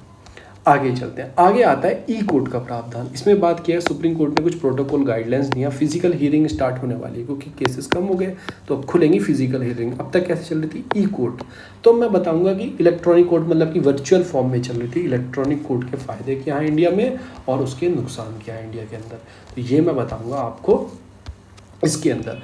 अभी क्या क्या फ़ायदे हैं देखो, यूज़ डिजिटल टेक्नोलॉजी से वर्चुअल कोर्ट चल रही थी, अपने घर से भी जज हियरिंग ले रहे थे, यहाँ से ये वकील और उनके जो कन्विक्टेड हैं या फिर कोई भी है वो वहाँ पे बैठकर वर्चुअल हियरिंग चल रही थी। फास्ट जुडिशियल डिलीवरी हो रही थी, एक तरह से फास्ट, रुका नहीं था, कोविड हो कुछ भी हो ये चल रहा था। वही जस्टिस मिलता रहना चाहिए लोगों को, ये नहीं कि कोई पेंडेंसी या लोग जेल में ही बन रहेंगे। क्लियर हुआ पेंडेंसी में नहीं, around 3.27 crore cases before the Indian court. देखो ऑलरेडी इतने 3 करोड़ के आसपास केसेस हैं, 3 करोड़ 20 लाख तक के आसपास केसेस हैं। 85% पेंडिंग केसेस हैं ओवर द लास्ट 30 ईयर से जून 2020 एज ए ई कमेटी। तो एक ई कमेटी बनी और उन सब पे बात किया गया कि हम ई कोर्ट चालू रखेंगे क्योंकि रिड्यूस किया जाएगा लॉन्ग जो डिले है, डिफ़िकल्टी है ऑर्डिनरी लेजिस्लेशन में, वो कहीं ना कहीं लोगों को मिलती रहे, यानी कि ये है इंसाफ लोगों को मिलता रहे, वो बीच में ना हटे। तो कुछ सेलिएंट फीचर्स हैं ई कोर्ट के। फेज़ 1 फेज़ 2 मतलब मैं आपको बताऊं कि ई फाइलिंग, आपको tracking case online, uploading the judgment online, तो सारी चीज़ ऑनलाइन है तो ईजी रहता है। ड्राफ्ट विजन क्या है फेज़ 3 के ई कोर्ट प्रोजेक्ट जो लाने वाले हैं, डिजिटलाइज किया जाएगा कोर्ट प्रोसेस को, अपग्रेड किया जाएगा इलेक्ट्रॉनिक इंफ्रास्ट्रक्चर को, इनेबल किया जाएगा एक्सेस लॉयर और लिटिगेंट जो हैं, सीमलेस किया जाएगा एक्सचेंज ऑफ इंफॉर्मेशन हो पाए ब्रांच ऑफ द स्टेट के बीच में, और उसके लिए एक सच है between the judicial and police के बीच में, और प्रिजनर की जो पुलिस है, प्रिजनर है, जज है, उसके बीच में जो केस पूरा थ्रो होगा वो किससे होगा? एक interoperable criminal justice system develop किया जाएगा, ICJS डेवलप किया जाएगा। और एक ऐप भी लॉन्च किया जा रहा है जिसका नाम है सुफेस पोर्टल। इसमें क्या होगा, जज को आर्टिफिशियल इंटेलिजेंस ही हेल्प करेगा। मतलब कैसे कोई केस, जैसे जज आज कोई केस सुन रहा है, उसको कोई केस देखना है कि सिमिलर केसेस था, तो वो आर्टिफिशियल इंटेलिजेंस ही पूरा ढूंढ के लाएगा और बताएगा कि हाँ ऐसे 20 साल पहले केस आया था, उसमें ये था। जज उसे पढ़ लेगा तो उसकी एक तरह से मेमोरी चीज़ पता लग जाएगी। तो ये जज को सपोर्ट करने के लिए एक सुफेस करके ऐप भी बनाया जा रहा है। और ICJS क्या है, ये इंटरऑपरेबल क्रिमिनल जस्टिस सिस्टम है जो जज को, पुलिस को और प्रिजनर में जो लोग हैं, जो कैदी हैं, उनको कनेक्ट करेगा। और हम क्यों डेवलप करें कि कोर्ट का प्रोसेस जो है वो डिजिटलाइज किया जाए। अब आप खुद बताओ, मैं आपको एक एग्जाम्पल समझाता हूँ। ये हाई कोर्ट है, सॉरी सुप्रीम कोर्ट है। कहाँ है इसकी प्रिंसिपल सिटिंग? इसकी प्रिंसिपल सिटिंग दिल्ली के अंदर है। ये आदमी रहता है कन्याकुमारी, बिल्कुल इस कोने में, देश के इस कोने में से इस कोने में कम से कम 1500 से 2000 किलोमीटर का रास्ता है। फर्स्ट ऑफ ऑल इसे दिल्ली आना होगा, 2000 किलोमीटर, एटलीस्ट मानो कि 2000 रुपये तो लगेंगे आने में, 2000 जाने में लगेंगे, 4000 यहाँ हो गया। अपना वकील तो लेके आएगा नहीं, वरना उसका खर्चा भी उठाएगा। ये आके दिल्ली वकील करेगा, चैम्बर में जाएगा, सुप्रीम कोर्ट में जाएगा, वहाँ पे वकील करेगा। कोई वकील जानता नहीं, वो कहेगा मैं इतने रुपये लूँगा, इतने रुपये लूँगा। एक नॉर्मल है तो 40,000 रुपये एक वकील लूँगा मैं, ठीक है, हियरिंग के लूँगा, एक हियरिंग के, ठीक है, हो गए। वो हियरिंग करेगा, वो फिर कहेगा कि डेट उस तारीख की होगी, उस तारीख की होगी, तो आदमी को आने जाना माना वाना चलता रहेगा, ठीक है, बात ख़त्म। तो उसका तो कलाप्पा हो जाना है, ठीक है। अगर ये आदमी ठीक ठाक है तो छोटा मोटा आदमी तो भटकेगा भी नहीं आसपास, वो कहेगा छोड़ो अब हो गया हो गया। ये हो गया एक केस। अब आओ डिजिटल पे, ये आदमी कहीं नहीं जाएगा, अपने शहर में बैठेगा, वहाँ एक वकील करेगा अपने जानने वाले, ठीक है। हाई कोर्ट जैसे बात करेंगे, ऑनलाइन हियरिंग केस डालेगा, ठीक है। इसमें डिजिटल प्रोसेस है ना, मतलब सब चीज़ enable the lawyer and the litigant सब करना, जुडिशियली फाइल करना, कि फाइलिंग करना, केस को ट्रैकिंग, ये सब चीज़ करना, अपलोड करना जजमेंट को, ठीक है। ये डालेगा मेरे हाई कोर्ट में, जी ऐसे बात हुई है और ये जजमेंट है और ये सारे ये फाइल करेंगे केस ऑनलाइन, यही बैठे बैठे। ये 2000 रुपये बच गए, आने के जाने के बच गए, वकील करने के बच गए, उसका जानने वाला वो वकील तो करना पड़ेगा, वरना फिर वो नासला आएगा केस देखने के लिए। तो ये अगर गरीब हो गया तो वहीं पे डालेगा, ऑनलाइन हियरिंग चलेंगी, कहीं नहीं जाना। उन्होंने तारीख दे दी 5 दिन बाद की, ठीक है, अपने घर जाके सो जाएगा, फिर आ जाएगा 5 दिन बाद, फिर हियरिंग चल जाएगी ऑनलाइन। तो ये फ़ायदे हैं, यही फ़ायदे हैं ऑनलाइन सिस्टम के। तो यही सारा सिस्टम है। की बेनिफिट क्या है इस चीज़ में, मैंने आपको बताई दी, यही सारे फ़ायदे हैं। पेंडेमिक चल रहा था, कोविड-19, सुप्रीम कोर्ट, हाई कोर्ट जो फंक्शन थे ऑनलाइन था। आपको यूट्यूब पे देखना हो तो गुजरात हाई कोर्ट की देखना, वो ऑनलाइन चलती रहती थी। कुछ कंसर्न्स भी हैं ई कोर्ट प्रोजेक्ट से। क्रिमिनल जस्टिस जो आपका पुलिस अकाउंटेबिलिटी प्रोजेक्ट है, ICJS है, will be exacerbate existing class and caste inequality, सब चीज़ बात आ जाएगी। देखो आप खुद पढ़ना है, मैं इसमें नहीं बता रहा, ये मैं कुछ नहीं बता रहा। बहुत सारी समस्याएं, डाटा लोकलाइजेशन लॉ नहीं है, इंटरनेट पेनिट्रेशन नहीं है, लोगों को चलाना नहीं आता, not clear the home ministry need क्या है कोड डाटा की, ये सब एब्सोल्यूट नहीं है। Second, large scale of gathering sharing of data, no data protection law नहीं है, सब शेयर करते हैं। फिर इंटरनेट पेनिट्रेशन नहीं है। देखो इसमें मत जाना, आप क्या करोगे, नेचुरल फॉर्म देखे करो आंसर की, उसमें क्या क्या चीज़ें हैं, क्या क्या चीज़ें नहीं हैं, क्या क्या हैं, क्या क्या नहीं है। एक नेचुरल फॉर्म देखे करो आंसर की, क्या की डाटे, खुद सोचो ना क्या क्या कमी है। आप एक फ़ोन यूज़ करते हो, कभी लाइन है या नहीं है। सुप्रीम कोर्ट बिल्कुल एंड फैसले पे सुनाने वाला है, फैसला बीच में लाइन डिस्कनेक्ट हो गई, ठीक है, वो जजमेंट सुना दिया उसने, वहाँ तक पहुँचा नहीं जजमेंट। तो बहुत सारी चीज़ें ऐसा होती हैं कि कनेक्टिविटी, इंटरनेट पेनिट्रेशन, आप खुद बताओ, अब रूरल में 10% लोगों को और अर्बन में 25% लोगों को ही पेनिट्रेशन है इंटरनेट का। तो क्या वो इंटरनेट चला पाएंगे, क्या वो काम कर पाएंगे? अगर है भी तो कनेक्टिविटी नहीं है रिमोट एरिया में, वो ट्राइबल एरिया से आता है। देखो ये तो बताया इसमें, वो ट्राइबल एरिया से आता है, उसके यहाँ फ़ोन चलाने के लिए सिस्टम ही नहीं है, क्या आप डेवलप कर पाओगे? फिर लोकलाइजेशन डाटा जो हमारे यहाँ, उसका कोई सिस्टम नहीं है। कलेक्टिंग डाटा स्टोर बहुत प्रॉब्लम होती है। उसके बाद सुप्रीम कोर्ट इंश्योर करे ई कोर्ट जो प्रोजेक्ट है वो does not wallet the privacy, किसी वायलेशन ना हो, जो पुट्टा स्वामी केस में है। क्योंकि सुप्रीम कोर्ट की हियरिंग थोड़ी चलेगी, वो तो ऑनलाइन चल रही है, मैं रिकॉर्ड कर लूँ, फिर वो तो अंदर उसमें होती है, वो जजमेंट आता है, पेपर में छप जाता है। तो वो सारी चीज़ें, फोर्थ के एक्टिव जो पार्टिसिपेशन है सिटीजन का, वो ढंग से रहेगा, वो बिलीव करेंगे सब सिस्टम पे। तो यही है, डिजिटल टेक्नोलॉजी अच्छे से रोल कर पाएगी देने में। तो यही सारी बात इसमें की जाती है। 9 लाइन, साउथ एशिया का डिस्प्यूट पढ़ना है, कल के नोट्स उठा लेना, कल के नोट्स में बहुत अच्छा समझाया, इवन वीडियो में बहुत अच्छा समझाया। आज मैं आपको बस लोकेशन बताऊंगा इसके बारे में। ये जो आप लाइन देख रहे हो ना, ये लाइन इसे बोलते हैं 9 डैश लाइन। ये 9 डैश लाइन ये इधर से बर्नोय के पास से निकलती, मलेशिया के फिलीपाइंस के पास से निकलती है और ताइवान को अंदर लेती हुई, ठीक है। और ये है आपके लॉरेंस स्ट्रीट, ये है आपकी मलाका स्ट्रीट, ठीक है। ये है गल्फ ऑफ थाईलैंड, ये है गल्फ ऑफ टोकिन, और ये है आपकी ताइवान का, ये है ताइवान स्ट्रीट। ये आपको याद रखना है। ये सुलू सी है, ये सेलेबस सी है, ये जावा सी है, ये आपका माकासार स्ट्रीट है, ठीक है। यहाँ से इक्वेटर निकल रहा है, ये सुंडा स्ट्रीट है, और ये आपकी बली सी है। तो ये भी मैंने आपको एक्सप्लेन कर दिया। चाइना क्लेम करता है ये जो लाल डैश लाइन है ये हमारी है, चाइना क्लेम करता है 9 डैश लाइन ये हमारी है। अगर यूएन क्लॉज के लॉ देखेंगे, यूएन क्लॉज के लॉ देखोगे आप, वो बोलते हैं कि 20 nautical miles of the coastal area, यानी कि थाईलैंड है, वियतनाम है, ये बोलेगा 200 नॉटिकल्स माइल यहाँ तक होता है। तो ये बोलेगा कि कम से कम यहाँ से हम चलते हैं तो हमारा एरिया इतना होता है। डिस्प्यूट अराइज हो गया, चाइना ने ये बोला, इन्होंने ये बोला, ठीक है। ये लाइन घुसी मलेशिया के पास है, मलेशिया बोलेगा ना मेरा इतना है, ब्रुनई बोलेगा मेरा इतना है, फिलीपाइंस बोलेगा मेरा तो इतना है, मैं तो यहाँ तक आता हूँ, ठीक है। ये बोलेगा, ताइवान बोलेगा मेरा इतना है, हो गया डिस्प्यूट, बन गया डिस्प्यूट। तो यही सारे डिस्प्यूट हैं। ये हैं पार्सल आइलैंड, ये हैं स्पार्टल आइलैंड्स, जिन पे अपने अपने क्लेम करते हैं। पार्सल तो चाइना पूरे ही कहता है मेरे हैं, इन्होंने बेस भी बनाना स्टार्ट कर दिया फोर्सफुली। तो ये सारे इनके इशू चलते हैं। देखो ये आ गए जी, ये ताइवान वाइवान, मलेशिया ब्रुनई ये हो गया जरा सा, ये फिलीपाइंस हो गया, ताइवान हो गया। मैंने आपको ताइवान स्ट्रीट और मैंने आपको सारी स्ट्रीट बता दी। ताइवान होगी आपकी, और ये आपकी कौन सी होगी, आपकी लॉरेंस होगी, ताइवान होगी, गुल्फ ऑफ टोकिन हो गया अंदर आपके वियतनाम के, गुल्फ ऑफ थाईलैंड हो गया, ये आपका इक्वेटर हो गया, मलाका हो गई, ये आपकी मासाकार हो गई, सिलेबस सुलू, और नीचे आएगी जावा, सुंडा स्ट्रीट आ जाएगी। ये मैंने सब आपको कल भी बताया, रात भी रिवाइज कर। दूसरा पढ़ेंगे इसराइल और गाजा स्ट्रिप का मैप। पहले मैंने अपने गूगल का फ़ोटो लिया, ये है मेडिटेरियन सी, बहुत अच्छी बात है, मेडिटेरियन सी है, ठीक है। मेडिटेरियन सी से ये है आपका सीरिया, ये रहा आपका सीरिया, क्षेत्र है, ओपन है, ओपन है। ये हो गया आपका लेबनान, ओपन है, ओपन है।